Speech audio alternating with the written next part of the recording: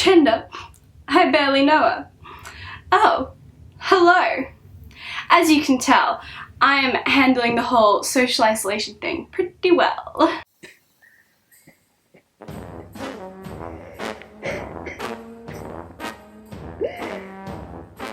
I'm being so productive. Okay, I can do this. I can do this. It's fine. It's fine. Everything's fine. It's fine. Everything's fine. Everything is so fine. I am trapped inside my home. Oh God, I feel so alone. It's been weeks since my last decent hug. I'm totally fine.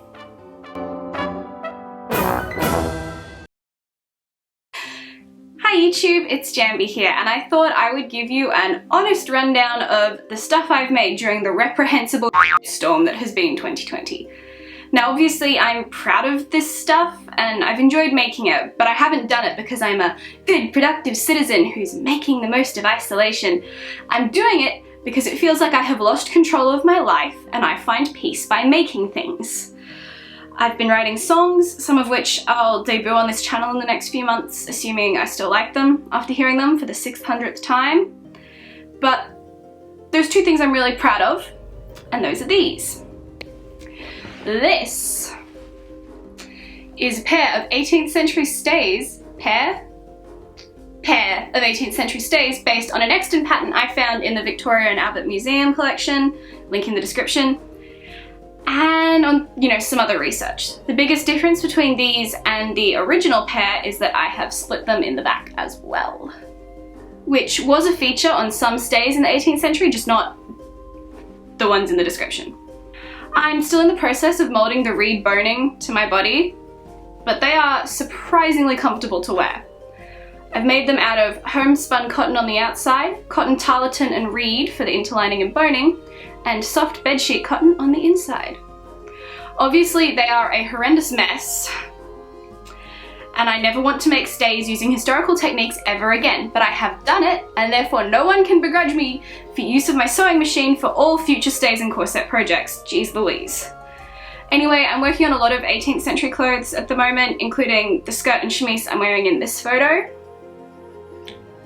You can blame my sewing friends for getting me even deeper down my historical rabbit hole. It's not really their fault, but I'm blaming them anyway. Speaking of, this is kind of wild, I'm in an Annika Victoria video, which is... what? Because I was a fan of her channel long before we were ever friends in real life. And if you're somehow following my tiny channel and not following her, go check that out to see why. The other thing I made is actually a restoration project that I undertook because I have become obsessed with the Netflix series The Witcher. I love the games, but the series just mwah.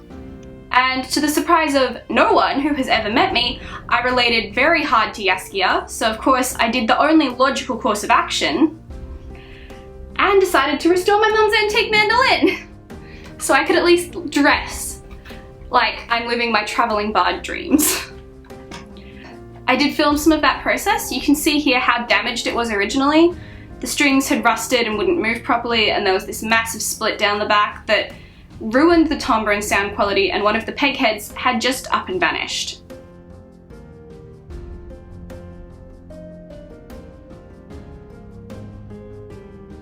I started by unscrewing this silver part so I could get rid of the broken and rusty strings, and then I sanded the area near all of the cracks and applied some wood filler.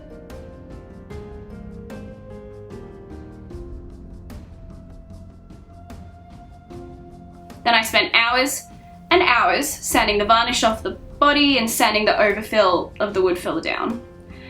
I had to fill in a lot of this band from around the front, so I decided to cover the very obvious patchwork with some black enamel paint. I also attached a fancy washer to the top to go with the one on the bottom, so I could add this strap. And that's as much as I filmed. Mostly because I had to wait ages for the new strings I ordered to arrive, and I needed my mom to help me do those because I've never restrung a string instrument before. I would strongly recommend the extra pair of hands for the restringing process to anyone else thinking about doing this. I did a truly rubbish job of making a new peg using Plastimake, but it works, so I'll take it. And now it's just at that really annoying stage where I have to retune it every 5 minutes, but eventually, hopefully, it'll get used to the new strings. When humble bard graced the ride along with Geralt of Rivia, along came this song. I'm just kidding, I'm not gonna subject you to that. Haha, unless. Toss a coin to your witcher, oh valley of plenty, oh valley of plenty, oh. Anyway, I hope I've managed to show off some of the things I'm proud of having made while still being honest about why I did it.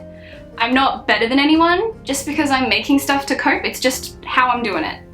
If you find it's easier to cope by avoiding the news or by tearing things up or screaming into pillows for hours on end, or talking to your succulents, then please just do that. All coping is valid, and don't let anyone, especially not random YouTubers like myself, make you feel bad for coping in your way. Thank you so much for watching this video. Jambi out.